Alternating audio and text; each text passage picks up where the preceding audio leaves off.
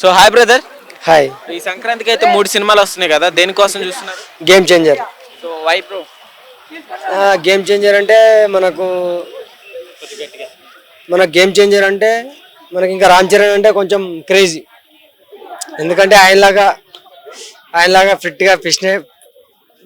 ఫిట్నెస్గా ఉండాలని కొంచెం కోరిక. ఎట్లుంది మరి లాస్ట్ ఇప్పుడు హీరోయిన్ రామ్ చరణ్ ఎట్లుంది? ఖైరాద్దు అని రామ్ చరణ్ అని అనుకుంటే ఇంకా త్రిబులర్ లాస్ట్ మూవీ, దాంట్లో ఆయన చెప్పని అవసరం లేదు. బట్ గేమ్ చేంజర్ అనేది వెయిట్ చేస్తున్నాం చూడడానికి. టీజర్ అయితే బాగుంది. ఓకే, మరి ఈసారి సంక్రాంతికి వెంకటేష్ గారిది, బాలయ్యబాబు గారిది కూడా వస్తుంది కదా. ప్రతి సంక్రాంతి బాలయ్యబాబు గారిది అంటారు. మరి ఇంకా బాలయ్యబాబు అంటే ఇంకా చెప్పనక్కర్లేదు. బాలయ్యబాబు గురించి ఆయన డైలాగ్ తోటి ఆయన ఇంకా సూపర్ హిట్ చేసేస్తాడు అనుకో. ఇంకా మేము వెయిట్ చేస్తామంటే రామ్ చరణ్ గురించి. అంటే బాలయ్యబాబు తక్కువ అంచనేది కాదు. బాలయ్యబాబు ఏంటంటే ఆయన డైలాగ్ తోటి అందరిని ఎంకరేజ్ చేసేస్తాడులే. బాలయ్యబాబు గురించి తక్కువ అంచనా వేయద్దు. ఎందుకంటే బాలయ్యబాబు జస్ట్ యాక్టింగ్ తోటే చాలు, యాక్టింగ్ తోటి అదరగొట్టేస్తాం. కాకపోతే రామ్ చరణ్ గురించి వెయిట్ చేస్తున్నాం మేమైతే. ఎందుకంటే ఆ టీజర్ కొంచెం అగ్రికల్చర్ గురించి ఉంది, ఇంకొకటి పొలిటికల్ గురించి ఉంది, ఇంకొకటి ఏంటంటే అగ్రికల్చర్ గురించి ఉంది కదా. కొంచెం ఎలా వస్తుంది అనేది చూడాలని కొంచెం వెయిట్ చూస్తున్నాం. అది నేనైతే అల్లు అర్జున్ అభిమాని అయితే. ఓకే, మరి ఏం చెప్తారు? రీసెంట్ ఇప్పుడు పుష్పాని బీట్ చేస్తుంది అంటారు, గేమ్ చేంజర్ చేయలేదు అనుకుంటున్నా. ఎందుకనంటే పుష్ప 2 అదే 3 years బ్యాక్ నుంచి పుష్ప 1 వచ్చింది, ఇది పుష్ప 2. దీని గురించి 3 years వెయిట్ చేసారు కాబట్టి దాంట్లో ఒక్కొక్క సీన్ కి ఒక్కొక్క ఏమవుతుంది అనే రకంగా పెట్టారు. దాంట్లో సినిమా చూస్తుంటే ఏమవుతుంది అని ఉంటుంది పుష్ప 2లో. అలాగే ఉంది సినిమా. ఇంకా గేమ్ చేంజర్ ఎలా వస్తుందో చూడాలి. ఇంకా టీజర్ చూసాం కాబట్టి అంతవరకు బాగానే ఉందని చెప్తున్నాం. కాకపోతే ఇది గేమ్ చేంజర్ వస్తే ఎలా ఉంటుంది అన్నది చూసినాక చెప్పాలి. చూడకముందు చెప్తే బాగుండదు కదా. ఓకే అండి, చెప్పాలి. రీసెంట్ గా అది చాలా బాగుందండి. గేమ్ చేంజర్ ఎలా ఉండబోతుంది? చాలా బాగుంటుందండి. ఓకే, మరి డాకు మహారాజా కూడా వస్తుంది కదా. వస్తుంది, బట్ మేము మెగా అభిమానులం కాబట్టి రామ్ చరణ్ గురించి మేము వెయిట్ చేస్తున్నాము. ప్రతి సంక్రాంతికి బాలయ్యబాబు గారిది అంటారు, అయింది కూడాను, టాక్ వచ్చింది కూడాను. కానీ ఈసారి చూద్దాం, రామ్ చరణ్ గారు వస్తారని ఎక్స్పెక్ట్ చేస్తున్నాము. ఓకే, ఎట్లుందంటే పుష్పని ఏమైనా బీట్ చేసిందంట? చెప్పలేమండి, ఎందుకంటే ఏదో అనుకొని పుష్ప ఒక రేంజ్ కి వెళ్ళిపోయింది. ఇది కూడా ఆ రేంజ్ కి వెళ్తుందని మేము నిజంగానే ఎక్స్పెక్ట్ చేస్తున్నాము. చాలా బాగుందండి, చాలా బాగుంది. మా పిల్లలు మేమంతా కూడా రీల్స్ చేసాము సాంగ్స్ కి. చాలా బాగున్నాయి. చాలా ఇది నైనా హైరానా ఉంది కదా, అది చాలా బాగుంది. అయ్యో అస్సలు రాదండి, అస్సలు రాదు.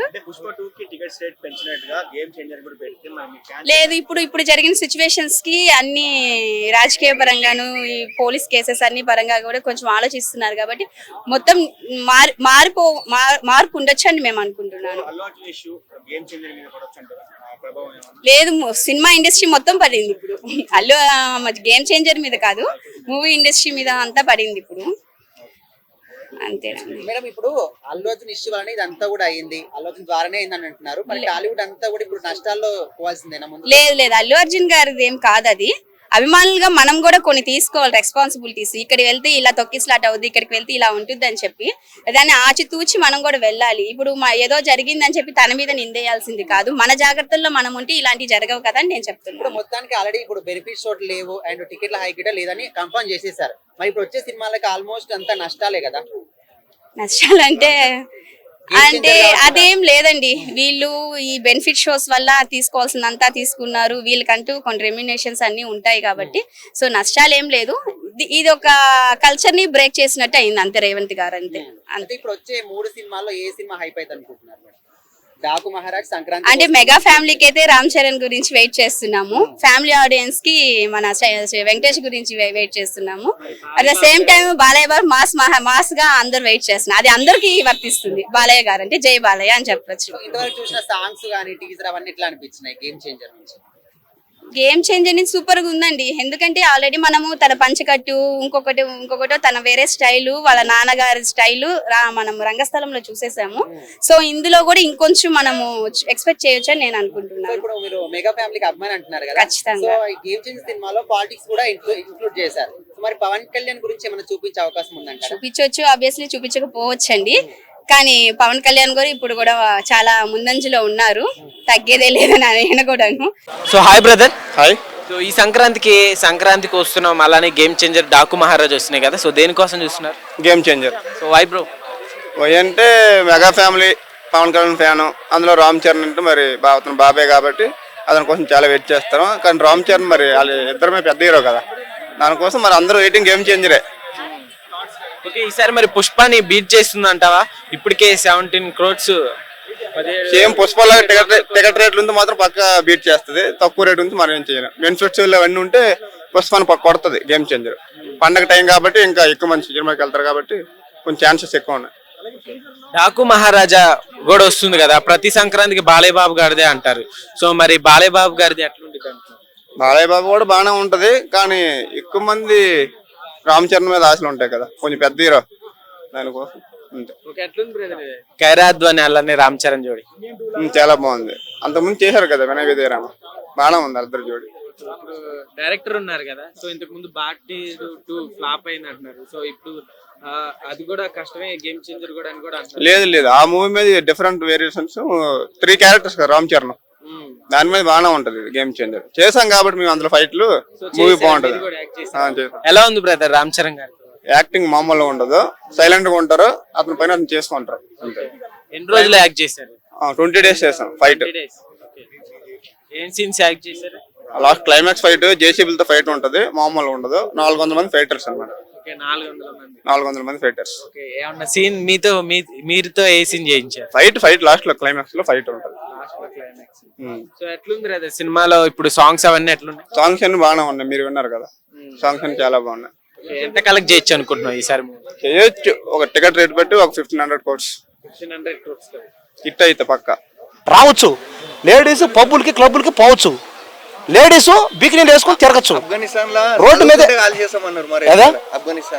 ఆఫ్ఘనిస్తాన్ లో అదే తెలియక చేస్తారు, అదేదో ఒక్క దేశం లేదు కానీ మిగతా దేశం చూడండి మారిపోయింది. అక్కడ ఇదంతా పక్కన పెడితే జనవరికి ఏ రూమ్ లో ఎక్కువ బుక్ అవుతున్నాయి అంటే ఏం చెప్తావు? అవును బుక్ చేసుకోరా, అది వాళ్ళ ఇష్టం, అది చేసుకోవచ్చు.